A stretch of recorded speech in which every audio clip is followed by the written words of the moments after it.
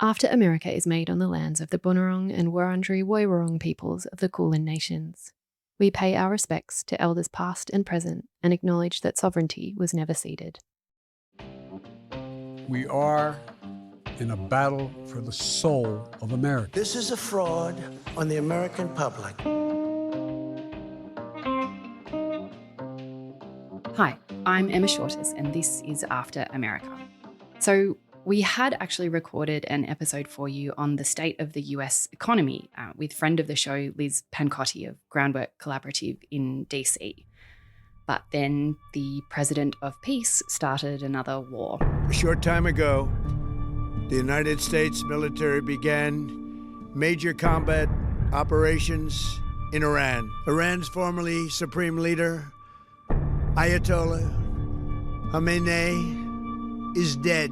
Combat operations continue at this time in full force, and they will continue until all of our objectives are achieved. We have very strong objectives. We'd already talked last week about the significant risks of a US strike on Iran for Iran itself, for the region, and for the rest of the world.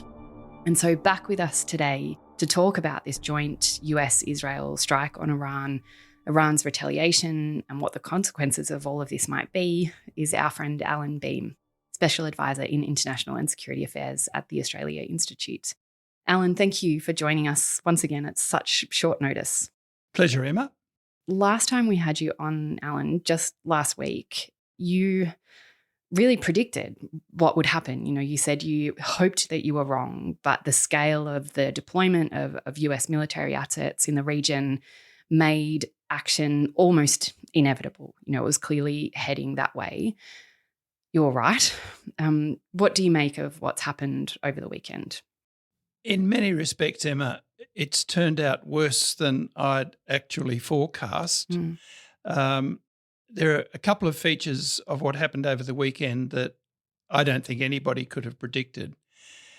The first is the concentration of the Iranian leadership in a single place, effectively allowing the decapitation of the regime. It sounds as though quite a number of the Iranian leaders were actually killed in that strike on the compound. While that doesn't leave Iran without leaders, it does take away not only the supreme leader, but a couple of the alternatives. And that, I think, was very fortuitous from the American and Israelis' point of view, and an extremely dangerous outcome for Iran. Why the Iranians were so careless as to do that defies belief, really, because they must understand that the United States has got fantastic technical means for observing them. And as I say, why they all got together in a single place is extraordinary. But the consequences of that, I think, are quite far-reaching, because it will help to achieve at least one of the strategic aims of Israel, which is massive instability bordering on long-term chaos in Iran itself. I think that what Israel is looking for here is an Iran that is so self-absorbed, so preoccupied with survival, that it's incapable for the time being of mounting any kind of serious threat to Israel at all, and will remain in that kind of weakened position for as long as Israel can manage it to be there. For the United States, it's a bit less clear what the United States wants, except the performative glory of using its massive military power to smash down another power, but with no clear idea at this point as to what the follow-on should be, or what the magical end state, as it's called, might look like. That's very worrying, I think, because it lends itself now to a series of possible consequences, each one of which is deeply disturbing for the Middle East, and none of which precludes the others. So we could have a series of consequences all opening up at the same time. And I think that makes for a massive and dirty mess in the Middle East. Allan, we have talked about this before, but what do you think some of those consequences might be? The first one is this, I think. Iran itself will be reduced to chaos. The highly cynical remarks of both Trump and Prime Minister Netanyahu, this is a new and golden age of democracy for the people of Iran. Just go out, be revolutionaries, take on the Revolutionary Guard, express your independence and your democracy, find a Nelson Mandela to lead you to the golden uplands of democracy. All of that is deeply cynical because that is the last thing that Netanyahu or Trump really want. What they really want is a broken, fractured, unstable, chaotic Iran incapable of standing anything up, least of all itself. And I think that's likely to happen. But that creates a series of other quite significant strategic opportunities in the Middle East. Quite a number of the people listening to this program will be able to remember back to 2003 and what led up to 2003, when, on the basis of effectively fabricated intelligence or fabricated reasons, the United States launched an attack on Iraq and brought down Saddam Hussein. It really had no plan for that either, and we can see that taking its course in the Middle East right now. Iraq is a broken state.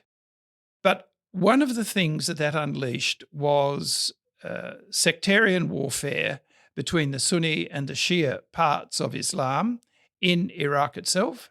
And you might remember that before the attack on Baghdad, Saddam Hussein had already attacked Shia peoples in the northern part of Iraq and had inflicted enormous casualty rates on the Shia community. And my fear is that the opportunists in the Middle East, Sunni opportunists, will find this a great time to attack Shia everywhere. And remember, the Shia are spread effectively from Afghanistan across through Iran, obviously, into Syria and the northern part of Iraq. So there's a lot of targets there, and it could be extremely serious for those people. I think also the opportunists in Israel itself will be looking to foment that. And the fact that Iranians have already launched some attacks, fairly small ones, but on a number of Sunni states in the Gulf, that will be, I think, exploited by Israel. And those states will be encouraged to seek revenge, as Trump has already said about the deaths of American servicemen in the Middle East. They also will be seeking revenge, and that will play into the mass instability within the Middle East itself. So the prospect, Emma, is extremely gloomy. It is incredibly gloomy, Allan, and certainly President Trump is not doing anything to suggest that things might get better. You mentioned that American servicemen have already been killed. He is suggesting quite openly that there may be more American deaths. We've talked a bit on the show about, how if it's futile to point out hypocrisy, when this is a president who was elected on a platform, at least initially, of withdrawing the United States from the forever wars and not starting any wars. It does seem as though this situation could get out of his control, if it were ever in his control, very quickly, both at home and in the Middle East. So at home, one report I saw said that only 1 in 4 Americans approve of this attack on Iran, which is very low on the scale of opinion polling around these kinds of strikes, and will only get worse for Trump as it continues and as potentially more American service people die. So domestically, that can, I think, create more unrest in an already very volatile situation. And then you mentioned, of course, the broader Middle East, Iranian strikes on the UAE. Dubai International Airport is closed. Flights aren't going through most of those major international airports in the region. There have been attacks on people in those regions, the kind of violence that can spread out so quickly and just get out of control. I guess the question is there, do you think I mean, I think it's more likely than not that this gets significantly worse and continues to get out of control.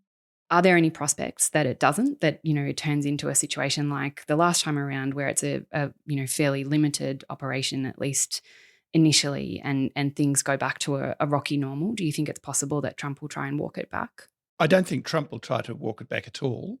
It wouldn't surprise me, though, if at the midterms the American people start walking it back a bit. Look, Emma, you know a lot more about the internal dynamics of the United States than I do, and I'm not ignorant of it. But it seems to me that, my exposure to the United States and Americans generally over a very long period now, there are tens of millions of really decent American people, maybe hundreds of millions of them. And that's why the numbers supporting this particular attack on Iran is so low. Americans also are respectful of their constitutional authorities, the presidency, their Congress, their court. That Americans are respectful of that. And they know that their turn comes at the ballot box, that they don't have to have demonstrations in the streets in order to effect political change. So a lot of the question, I think, revolves around to what extent the people of the United States understand what has happened to their country under the two Trump presidencies and are energised to do something about it politically. Now, I can't forecast what's going to happen at the midterms, but the polling already suggests that there will be a change, and not just a minor one, that there will be a change probably in the balance of the Congress. And we will, as a result of that, have a somewhat more frantic President Trump, more truculent and certainly more unpredictable. But his presidency comes to an end a couple of years after that. And so we're looking out now to a time when Americans are going to take a decision about whether their country should set about regaining its moral authority. What has been sacrificed, I think, over the last decade is the moral authority of the United States. And look, it's not a perfect country at all. It's not a perfect democracy. But the one thing I think that America enjoyed from the end of the Second World War through to maybe the decade after the ending of the Cold War was a moral authority in the world where it could say that it was the leader of the free world. Now, Carney's speech in Davos said America is no longer the leader of the free world. That's a high price for America to pay if it continues to value its manifest destiny and its exceptionalism. If you're just going to be exceptionally brutal and your manifest destiny is one of obliterating peoples and killing people, I don't think that fits the character of the United States as I understand it. So maybe I'm just being a little bit optimistic here in answering your question, but we are in a way relying on the good political sense of the American people. And I'm a bit hopeful, actually, that they have been to the brink so many times during the Trump presidency that they would like to avoid coming to the brink as often as they have.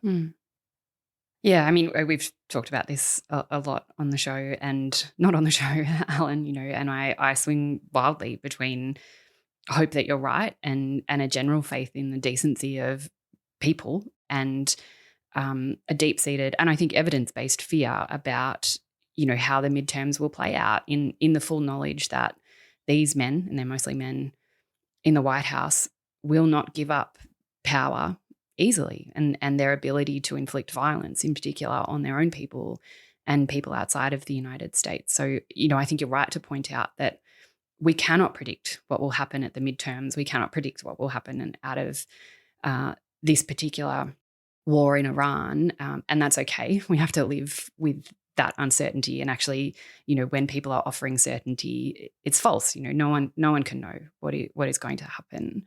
I did want to ask you though about the role of the United States in the world, because, the United States did position itself as the leader of the free world. And much of the rest of the world, I think, saw through that for very obvious reasons, particularly in the Middle East.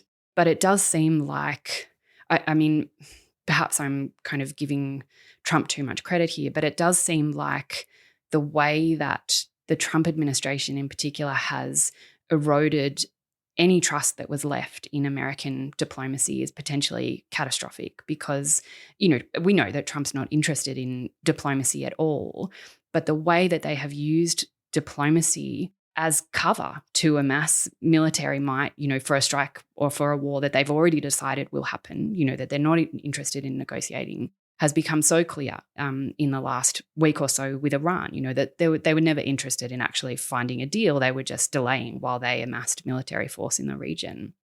I've read quite a bit of coverage, and in fact, John Wolfstall, who was on the show a few weeks ago, wrote an article in the New Republic about this, suggesting that basically the lesson out of what the United States has done here for regimes like the Iranian regime is the lesson of North Korea, that the only thing that will keep a regime like that secure from American military intervention is nuclear weapons.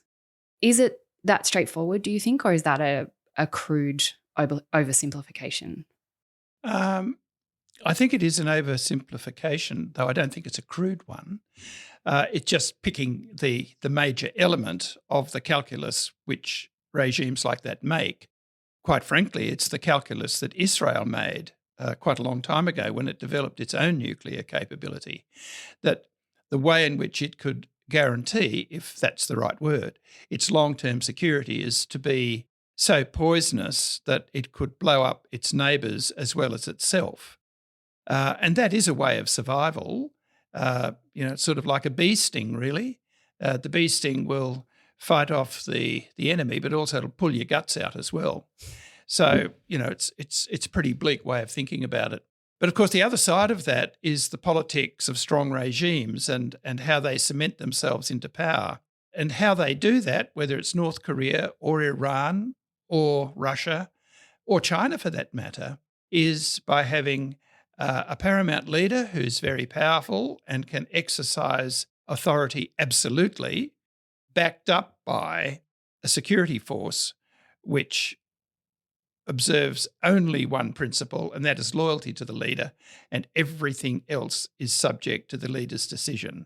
Trump would like to exercise that in America by the look of it. And certainly that's how Kim Jong-un operates, it's how Vladimir Putin operates, and for the most part it's how President Xi operates.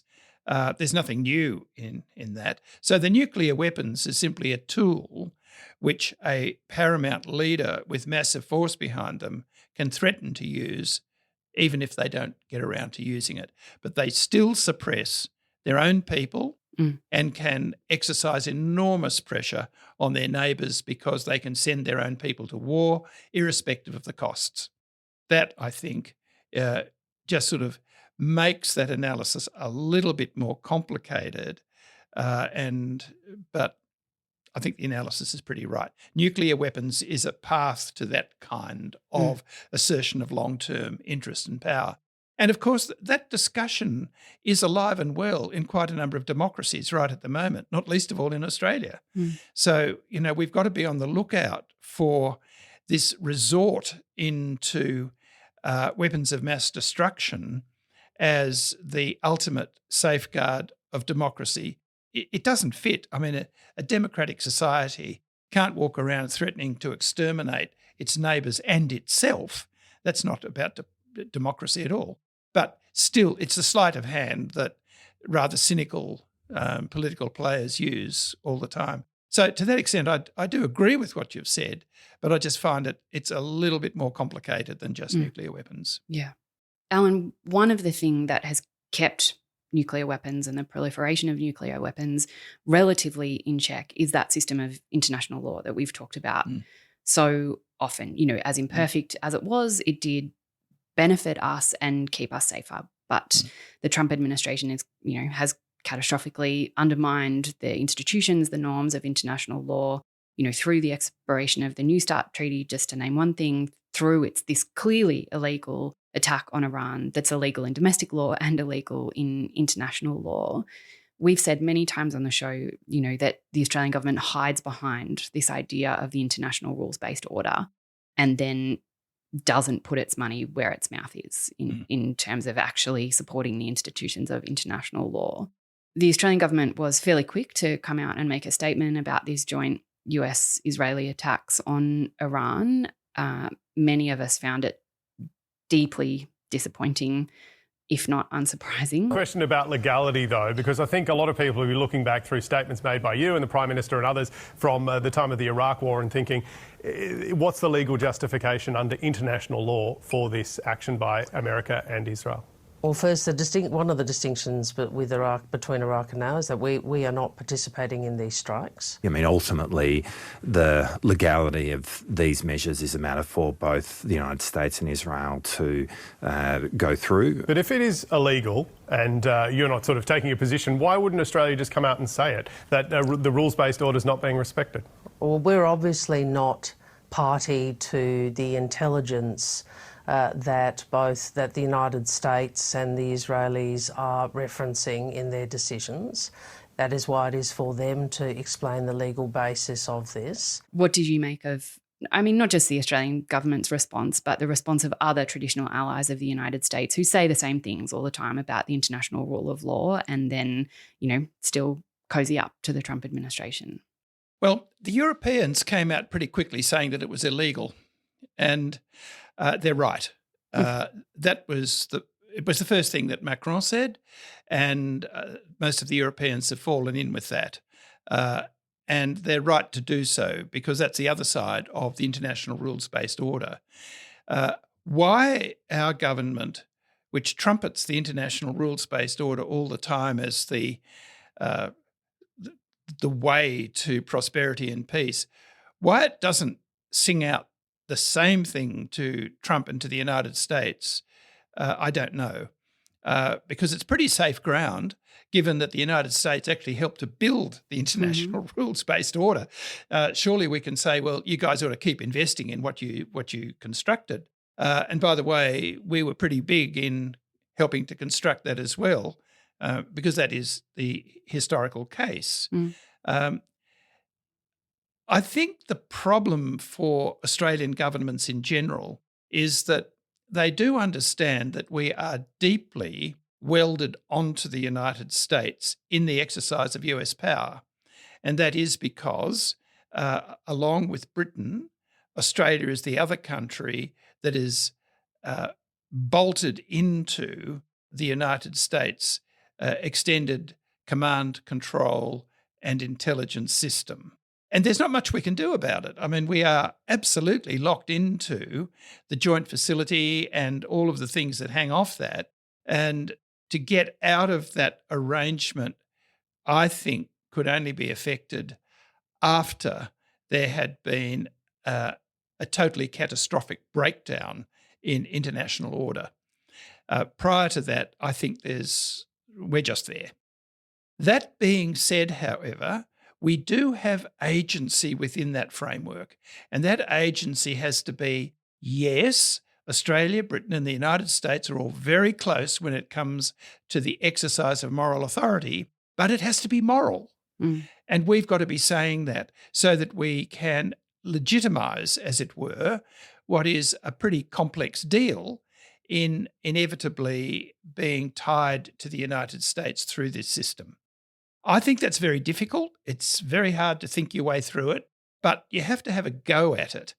And my way of having a go at it, and it's possibly very naive, is to try to balance off the rhetoric of a succession of US presidents, and that is about the exercise of global morality, at the same time as exercising strategic power and military force. And it seems to me that where the United States has taken its eye right off the ball is in the exercise of diplomacy. The State Department is a shadow of what it used to be. And these days, the Secretary of State is hardly any different from the Secretary for War.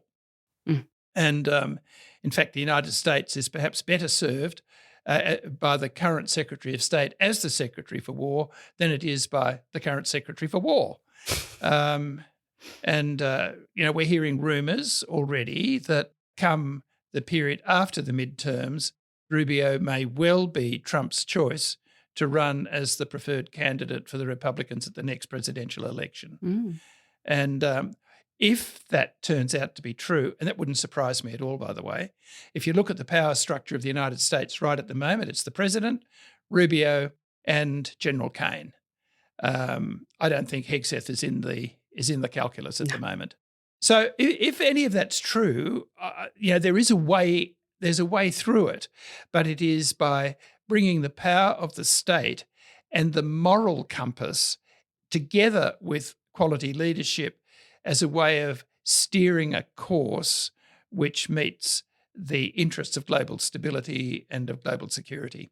As I say, that possibly is a really naive way of trying to put it, but we've got to go somewhere down that path. We just can't leave it as it is at the moment, because all we will have is chaos and mayhem and possibly catastrophe. That seems like a good place to end it, Allan. Chaos, mayhem, possibly catastrophe, and maybe a President Lil Marco Rubio. What a prospect. I look forward to talking to you about that one. But the Democrats have got to fight that. Oh, gosh, don't they? Allan, thank you as always for having a go with us in such volatile times. We always really appreciate it. Thank you for asking me, Emil. Thanks so much for joining us for this week's episode. We'd love to hear your thoughts on the show. You can reach us via our email address, which is podcasts@australiainstitute.org.au. This episode was recorded on Monday, the 2nd of March. After America is supported by the Andrew Farron Foundation and produced by Angus Blackman. We'll be back next week. I'm Emma Shortis. Thanks for listening.